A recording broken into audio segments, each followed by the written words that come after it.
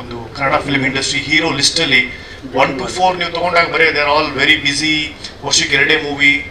ಆಮೇಲೆ ನೀವು I don't call them B heroes ಅಂತ, ಸೆಕೆಂಡ್ ಲೆವೆಲ್ ಹೀರೋಸ್ ಅಂತ ನಾವೇನು ಕರಿತೀವಿ.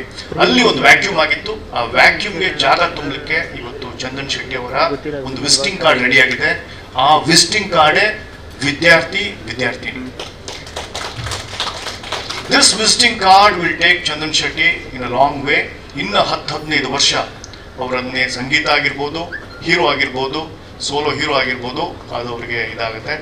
ಅರುಣ್ ಅವ್ರ ಜೊತೆಗೆ ವರ್ಕ್ ಮಾಡಿದಾಗ ಪ್ರತಿ ಸಲ ನಾನು ಕೇಳಿದಾಗ ಯಾರಾದರೂ ಸ್ಯಾಟಲೈಟ್ ತೊಗೊಂಡ್ರ, OTT ತೊಗೊಂಡ್ರ ಅಂದರೆ ಇಲ್ಲ, ಸೇಮ್ ಅರವಿಂದ್ ಹೇಳಿದ ಮಾತನ್ನೇ ಹೇಳಿದ್ರು. ಬಟ್ ಈಗ ನಿಮ್ಗೊಂದು ವಿಷಯ ಕೊಡ್ತಾ ಇದ್ದೀನಿ, ಬಿಸ್ನೆಸ್ ಥಿಂಗ್.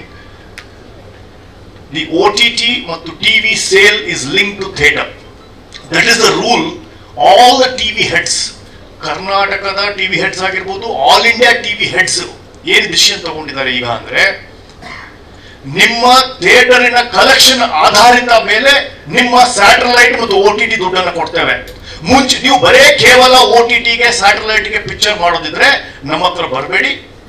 ನೀವು ಅಲ್ಲಿ ದುಡ್ಡಿಸ್ಕೊಂಡು ನೀವು ಥಿಯೇಟರ್ಗೆ ಹೆಚ್ಚು ಮಾನ್ಯತೆ ಕೊಡಲಿಲ್ಲ ಅಂದ್ರೆ ಅದಾಗೋದಿಲ್ಲ ಅಂತ ಹೇಳಿ 2024 ಭಾರತದ ಶ್ರೇಷ್ಠ ಸ್ಯಾಟಲೈಟ್ ಟಿವಿಗಳು ಹೆಡ್ಗಳು ಡಿಸಿಷನ್ ಮಾಡಿರೋದು, it is inversely proportionate to your theatre collection. ಇದನ್ನ ನೀವು ಮನದಟ್ಟು ಮಾಡ್ಕೋಬೇಕು. ಪ್ರತಿಯೊಂದು ನಿರ್ಮಾಪಕ, ಪ್ರತಿಯೊಂದು ಡಿಸ್ಟ್ರಿಬ್ಯೂಟರ್, ಪ್ರತಿಯೊಂದು ಡೈರೆಕ್ಟ್ರು ನನಗೆ ಸ್ಯಾಟಲೈಟ್ ದುಡ್ಡು ಬಂದ್ಬಿಡುತ್ತೆ, ನನ್ನ ಪ್ರೊಡ್ಯೂಸರ್ನ ಸೇಫ್ ಮಾಡ್ತೀನಿ ಅನ್ನೋ ಈ ಡೈಲಾಗ್ ಇದೆಯಲ್ಲ, ಅದನ್ನ ಫಸ್ಟ್ ತೆಗಿಬೇಕು. ನಿಮ್ಮ ಮೊದಲನೆಯ ದುಡಿಮೆ ಥಿಯೇಟರ್ ಆಗಬೇಕು. Satellite is all bonus to the producer. ಅನೇಕ ಬಾರಿ ಸ್ಯಾಟಲೈಟ್ ಬರೋ ದುಡ್ಡನ್ನ ಹೀರೋ ರೆಮ್ಯುನರೇಷನ್ ಅಂತ ಫಿಕ್ಸ್ ಮಾಡ್ಬಿಟ್ಟಿದ್ದಾರೆ ಹಿಂದಿಯಲ್ಲಿ, ಕನ್ನಡದಲ್ಲಿ. ಅದನ್ನ ಈಗ ಸ್ಟಾಪ್ ಮಾಡಿದ್ದಾರೆ. ಥಿಯೇಟರ್ ಕಲೆಕ್ಷನ್ಗೆ ಇದು 2024 ದೊಡ್ಡ ಚಾನಲಿನ ಮರ್ಜರ್ಸ್ ಅಲ್ಲಿ ಆಗಿರ್ತಕ್ಕಂಥ ನಮ್ಮ ಸ್ನೇಹಿತರು ಎಲ್ಲ ಕಾರ್ಪೊರೇಟ್ ಅಲ್ಲಿ ಕೂತ್ಕೊಂಡಿರೋರು ನೀವು ನೋಡ್ತಾ ಇರ್ಬೋದು. ಸತತವಾಗಿ 1.5 ವರ್ಷದಿಂದ ಜಿ ಆಗಿರ್ಬೋದು, ಹಾಟ್ಸ್ಟಾರ್ ಆಗಿರ್ಬೋದು, ಕಲರ್ಸ್ ಆಗಿರ್ಬೋದು, ಸನ್ ಆಗಿರ್ಬೋದು, ಯಾವುದೇ ಚಿತ್ರಗಳನ್ನ ಯಾಕೆ ತಗೊಂತಾ ಇಲ್ಲ ಅಂದ್ರೆ ಅವ್ರದೇ ಒಂದು ಗುಂಪುಗಾರಿಕೆ ಮಾಡಿ ಒಂದು ಸಂಘ ಮಾಡಿಕೊಂಡು ಇದು ಥಿಯೇಟರ್ ಕಲೆಕ್ಷನ್ಗೆ ಲಿಂಕ್ ಆಗ್ಬೇಕು. ಇಲ್ಲ ಅಂದ್ರೆ ಕೇವಲ ಸ್ಯಾಟಲೈಟ್ ಅಲ್ಲಿ ನಮ್ಮ ಹತ್ರ ಕೋಟ್ಯಾಂತರ ರೂಪಾಯಿ ತಗೊಂಡು ಥಿಯೇಟರ್ ಅಲ್ಲಿ ಫ್ಲಾಪ್ ಆದ್ರೆ ಟಿವಿಯಲ್ಲೂ ನೋಡೋದಿಲ್ಲ ಅನ್ನೋ ಒಂದು ಪದ್ಧತಿ ಇದೆ. ಸೊ ಥಿಯೇಟರ್ ಅಲ್ಲಿ ಬಂದ್ರೇನೆ ಇನ್ಮೇಲಿಂದ OTT ಬರುತ್ತೆ, ಥಿಯೇಟರ್ ಅಲ್ಲಿ ಹಿಟ್ ಆದ್ರೆ ಇನ್ಮೇಲೆ ಸ್ಯಾಟಲೈಟ್ ಬರುತ್ತೆ ಅನ್ನೋದನ್ನ ಕನ್ನಡದ ಜನತೆ ಮಾಧ್ಯಮದ ಮುಖಾಂತರ ತಿಳಿಸ್ಬೇಕು. ಇದು ಒಂದು important business step in Kannada film industry. So ಹೀಗಿರ್ಬೇಕಾದ್ರೆ ನಾವು ಹೆಚ್ಚು ಪ್ರಾಶಸ್ತ್ಯವನ್ನ ಅರುಣ್ ಅಮುಕ್ತ ಅವರು, ನಮ್ಮ ಪ್ರೊಡ್ಯೂಸರ್ಸ್ ಆಗಿರ್ಬೋದು, ಥಿಯೇಟರ್ಗೆ ಹೆಚ್ಚು ಕರ್ನಾಟಕದ 32 ಜಿಲ್ಲೆಗಳಲ್ಲಿ ಥಿಯೇಟರ್ಗಳನ್ನು ಹುಡುಕಿ ಕಾಲೇಜ್ ಸ್ಟಾರ್ಟ್ ಆಗಿರ್ಬೇಕಾದ್ರೆ ಈಗಿನ ಟೈಮಲ್ಲಿ ವಿದ್ಯಾರ್ಥಿಯನ್ನು ಹೇಗೆ ಬಿಡುಗಡೆ ಮಾಡಬೇಕು ಅಂತ ಬ್ಲೂ ಪ್ರಿಂಟ್ ಹಾಕಿರ್ತಕ್ಕಂಥ ಅರುಣ್ ಅಮುಕ್ತ ಅವರಿಗೆ ನನ್ನ ಅಭಿನಂದನೆಗಳು. ನೀವು ಥಿಯೇಟರ್ ಲಿಸ್ಟ್ ಅನ್ನು ನೋಡಿದಾಗ ಯಾವ ಜಿಲ್ಲೆಯನ್ನು ಬಿಡುಗಡೆ ಮಾಡಿರ್ತಕ್ಕಂಥ ಅರುಣ್ ಅವರಿಗೆ ಅದು ಒಂದು ಬಿಸ್ನೆಸ್ ಸೆನ್ಸ್ ಇದೆ. ಯಾವ ಕಾಲೇಜ್ ಇದೆ, ಎಲ್ಲಿ ಕಾಲೇಜ್ ಇದೆ, ಕಾಲೇಜ್ ಮಣಿಪಾಲ್ನಲ್ಲಿ, ಉಡುಪಿಯಲ್ಲಿ, ಮಂಗಳೂರಲ್ಲಿ ಎಲ್ಲಿ ಕನ್ನಡ ಪಿಕ್ಚರ್ನ ಸೆಕೆಂಡ್ ವೀಕ್ ಮಾಡಬೇಕಾಗಿತ್ತು ಒಂದೊಂದು ಥಿಯೇಟರ್ ಹಾಕ್ತಾರೆ, ಅಲ್ಲೆಲ್ಲ ಜಾಸ್ತಿ ಮಾಡಿದ್ದಾರೆ. ಬೆಳಗಾಂ ಅಂತ ಊರು, ಹುಬ್ಳಿ ಅಂತ ಊರಲ್ಲೆಲ್ಲ ಮಾಡಿದ್ದಾರೆ. ಸೊ ಥಿಯೇಟರ್ ಅಲ್ಲಿ ಬಂದ್ರೇನೆ ನಿಮ್ಮ ಪಿಕ್ಚರು ಕಾಸಿನ ಕಜ್ಜಾಯ, ಸ್ಯಾಟಲೈಟ್ ಸಿಗೋದು, OTT ಸಿಗೋದು. ಇದು ಇವತ್ತಿನ ನನ್ನ ಒಂದು ಇದು. ನೀವು ಇಷ್ಟು ಪಬ್ಲಿಸಿಟಿ ಕೊಟ್ಟು ಈ ಪಿಕ್ಚರಿನ ಪೋಷಕ ನಟರನ್ನ ಪ್ರತಿ ಸಲ ನಮ್ಮನ್ನ ಹೆಸರು ಬರೆದು ಈ ಪಿಕ್ಚರಿಂದ ನಮಗೂ 2-3 ಅವಕಾಶ ಸಿಕ್ಕಿದೆ. ಅದೇ ತರದ ಇನ್ಸ್ಪೆಕ್ಟರ್ ಪಾತ್ರನೇ ಸಿಕ್ಕಿದೆ. ಥ್ಯಾಂಕ್ಸ್ ಟು ಅರುಣ್ ಅಮುಕ್ತ ಫಾರ್ ನಮ್ಮನ್ನ ಬಿಸಿ ಕಲಾವಿದರಾಗಿ ಮಾಡ್ತೀವಿ ಅಂತ ಹೇಳಿದ್ರು, ಅದು ಹಾಗೆ ಆಗಿದೆ. ಸೊ ಇವರ ಒಂದು ಹಾರೈಕೆಯಿಂದ ಇವತ್ತು ನಾವು ಒಂದು ಬಿಸಿ ಕಲಾವಿದರಾಗೋ ಹಾದಿಯಲ್ಲಿದ್ದೀವಿ. ಹೊಸ ಪೊಲೀಸು ಇದು ಅಫಿಷಿಯಲ್ ಆಗಿದೆ. ಇದು I am on record. I want to make it on record. The top business houses across India, all the satellite channels have made it an association.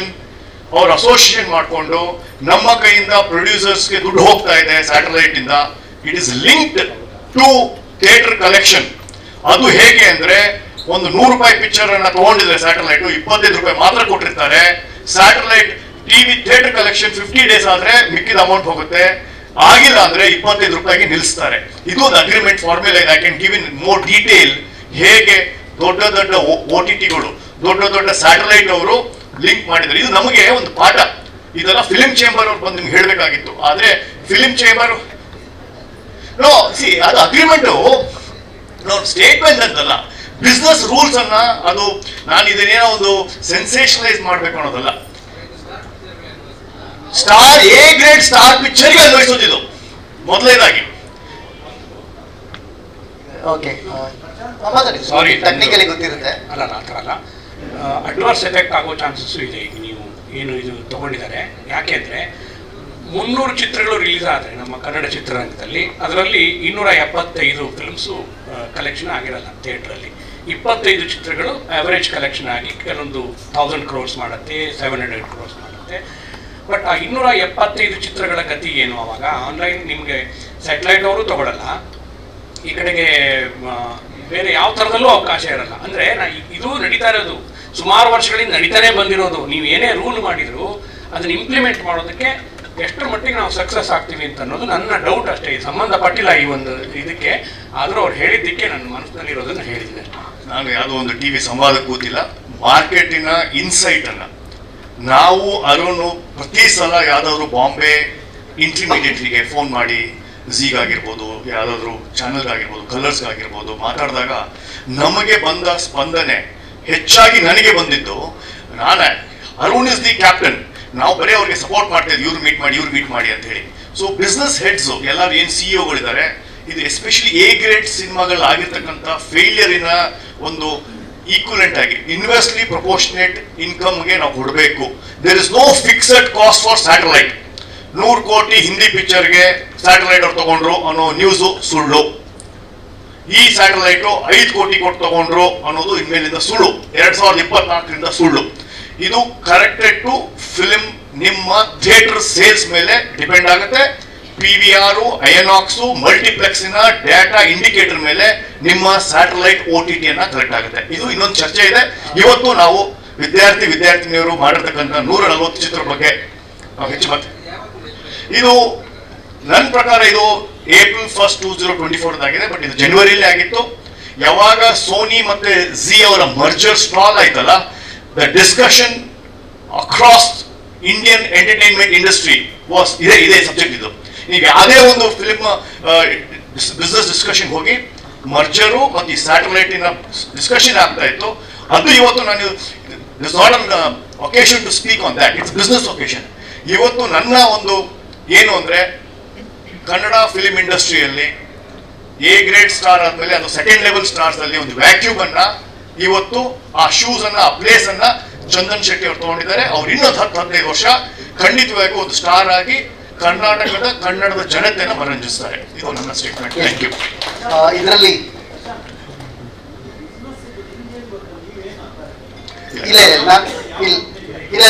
ನಾನು ಕ್ಲಾರಿಫೈ ಮಾಡ್ತೀನಿ ಸರ್ ಆ ವಿಚಾರ. ಇಲ್ಲ, ಅದು ನನ್ನ ವಿಚಾರವಾಗಿ ಮಾತಾಡೋದ್ರಿಂದ ಬಿಕಾಸ್ ಆಫ್ ಅಸೋಸಿಯೇಷನ್ ಆಗಿ ನಾನು ಕ್ಲಾರಿಫೈ ಮಾಡ್ತೀನಿ.